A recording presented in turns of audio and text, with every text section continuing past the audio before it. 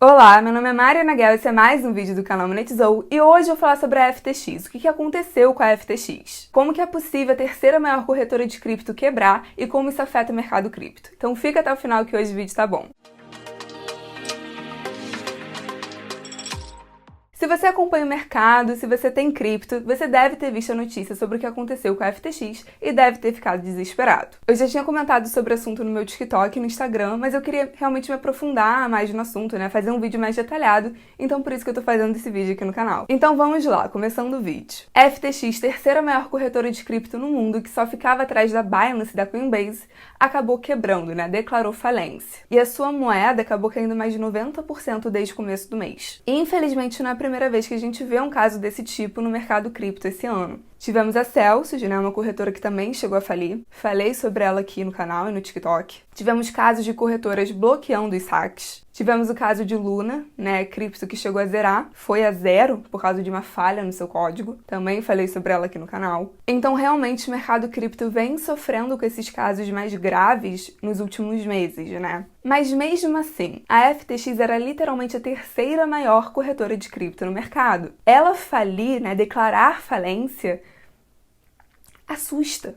Não tem outra forma de falar, assusta. Como ela quebrou? Como isso foi possível, né? Será que ela sofreu um ataque hacker e perdeu todo o dinheiro dos clientes? Será que ela estava com problema de despesa, custo muito alto, não estava conseguindo lucrar? Não foi isso que aconteceu. Tanto que, aparentemente, né, olhando para trás, acreditava-se que a FTX estava muito bem, né? Tudo indicava que ela estava muito bem de grana, teve uma receita de $1 bilhão em 2021, um lucro de cerca de 400 milhões de dólares. Então, assim, não foi isso que quebrou a corretora, né? Não foi isso que levou a corretora à falência. Então, o que aconteceu? Né? A grande pergunta, o que aconteceu? Resumindo a história, o CEO e founder da FTX, né, o Sam, foi um grande filho da puta. Né? Resumo da história em 3 palavras, filha da puta. Porque ele abriu dezenas de empresas e fez um rolo entre elas. O dinheiro vinha da FTX e ele passava para as outras empresas que ele tinha. Né? Ele pegava o dinheiro dos investidores e fazia esse rolo entre elas. Pegava o dinheiro, passava para outra empresa, pegava o dinheiro e colocava no bolso. Como isso é possível? Porque no mercado cripto, o dono do dinheiro acaba sendo quem tem as chaves, quem tem a custódia daquela cripto, que é uma coisa que eu vou falar mais pro fim do vídeo. E como que descobriram que o Sam estava fazendo esse rolo todo? A história começou com o polêmico balanço da Alameda. Quem é a Alameda? Ela é uma das empresas do Sam, que agia como um fundo, né, como uma asset. Inclusive, muita gente chamava a Alameda e a FTX de companhias irmãs, por terem o mesmo pai, né? Já vi muita gente chamando a Alameda de braço de investimentos da FTX. Mas, contudo, apesar disso,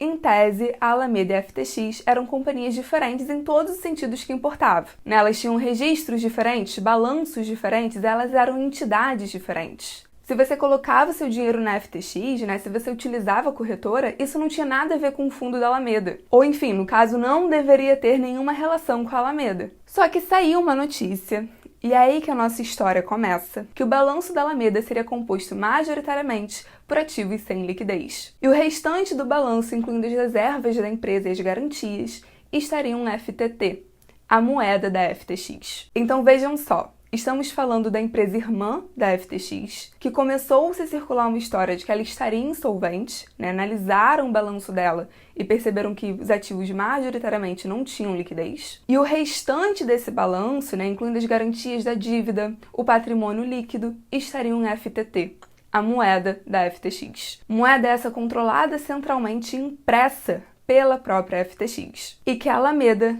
junto com a FTX, possuiria a maior parte dessa moeda em circulação. Estranho, né? Estranho, para dizer o mínimo. Você analisa tudo isso e fica a pergunta, qual é a credibilidade real e qual é o patrimônio real dessas empresas? E aí também vale o comentário, né, analisando tudo isso, de que essa moeda da FTX, né, o FTT, não teria um valor real. O FTT não serve para nada. A única vantagem dessa moeda é que ela daria um desconto nas taxas da FTX. Só. E a FTX pegaria 1/3 do que ela ganha com as taxas para comprar e queimar o FTT, para manter o preço da moeda artificialmente alto. E que a maior parte dos FTTs em circulação estariam com a FTX e com a própria Alameda, as empresas do Sam. Então, quando viu-se que as garantias da Alameda estariam em FTT, que a maior parte dos ativos não teriam liquidez, percebeu-se que era uma empresa completamente insolvente. E é aí que a história começa a ficar interessante. A Binance viu isso, viu que estava estranho, né? No caso, o CZ da Binance viu isso, e anunciou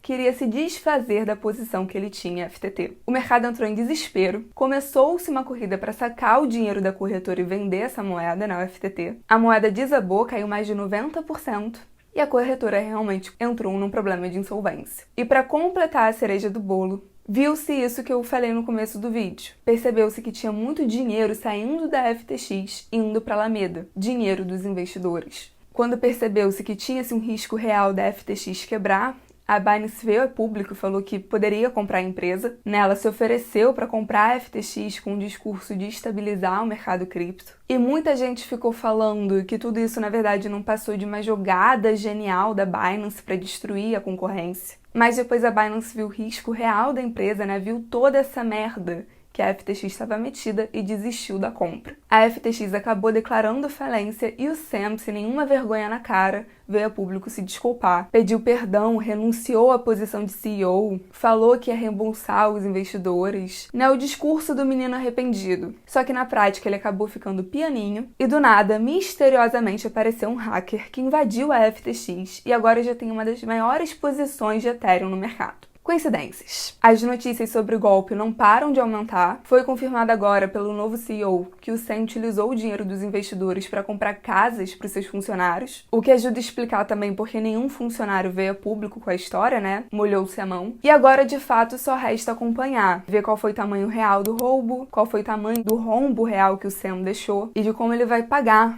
por esse crime que ele cometeu. E assim, foi um episódio muito importante. Afetou o mercado cripto inteiro, né? O mercado inteiro acabou entrando em queda. E o mercado inteiro agora tá passando por uma crise de confiança muito grande. E o que eu quero falar nesse vídeo? Primeiro, a gente tem que aprender a separar as coisas. O fato de existir uma corretora filha da puta, o fato de existir um cara que passou a perna nas pessoas, isso não muda a tese do Bitcoin, por exemplo. O Bitcoin não tem nada a ver com o fato do Sam ser um picareta, com o fato da FTX ser um golpe. A tese da moeda descentralizada como oferta limitada continua lá. Eu fiz um vídeo muito recentemente sobre o Bitcoin aqui no canal e o que eu falei ali sobre a tese da moeda não mudou. O Bitcoin caiu mais de 70% no último ano, né? Ele está em queda desde novembro de 2021. Nos últimos meses ele tinha lateralizado por volta dos 19, 21 mil dólares. E eu já tinha falado no canal que quando isso acontece, geralmente isso é seguido por um momento de alta volatilidade. A gente só não sabe se é para cima ou se é para baixo. E por conta desse episódio da FTX acabou sendo para baixo, né? O mercado inteiro reagiu negativamente. Mas, de novo, a tese do Bitcoin não mudou. E se você acredita nessa tese, né? Não estou recomendando nada, estou falando assim, na sua análise, se você acredita que o Bitcoin é um investimento que faça sentido, né? Uma moeda que faça sentido. Se você acredita nisso, olhando para o histórico do Bitcoin, faz muito mais sentido comprar no momento de medo do que no momento de euforia. E assim, não sei se estamos no fundo do Bitcoin, não tem como prever isso. Como eu falei, inclusive, no vídeo que eu postei sobre o Bitcoin, você nunca vai saber qual é o fundo, de fato. Mas, olhando para o histórico da moeda, se você acredita na tese do Bitcoin, se você acredita na ideia do que o Bitcoin representa, seria sensato concluir que estamos mais próximos de um fundo do que de um topo. Ah, Mariana, eu entendi que a tese do Bitcoin não mudou, né? Que a tese de boas criptos não mudaram. Eu entendi que é mais inteligente comprar no momento de pânico do que no momento eufórico. Entendi isso. Mas, cara, você mesma falou que não é a primeira vez que o mercado cripto passa por um momento conturbado assim, né? Que as corretoras acabam chegando a falir, travando os saques. Agora a gente teve essa questão da FTX, né? De ser um golpe praticamente. Como eu vou saber me blindar com relação a isso? O que me garante que não teremos mais um caso como o da FTX? Esse é um risco completamente possível.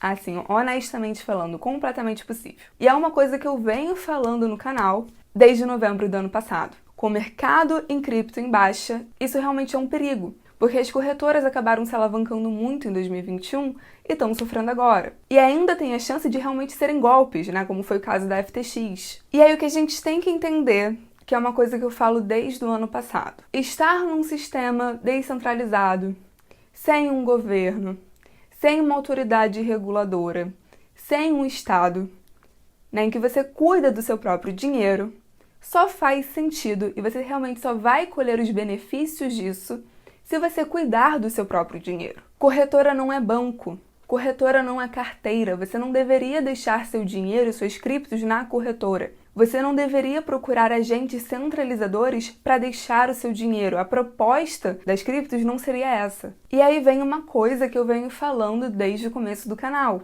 Se você não tem as chaves, as criptos não são suas. Se você não tem a custódia daquela cripto, aquele dinheiro não é seu, aquela cripto não é sua. E pode ocorrer de te passarem a perna, que nem aconteceu com a FTX. Então, assim, a tese do Bitcoin continua a mesma. A tese de boas criptos continuam as mesmas. Olhando para o histórico do Bitcoin, faz mais sentido comprar o Bitcoin no momento de pânico do que no momento eufórico. Mas, realmente, você tem que se blindar de um risco de uma FTX ou de uma corretora alavancada, especialmente no momento que o mercado está em baixa, está em queda. E como você se protege em momentos assim?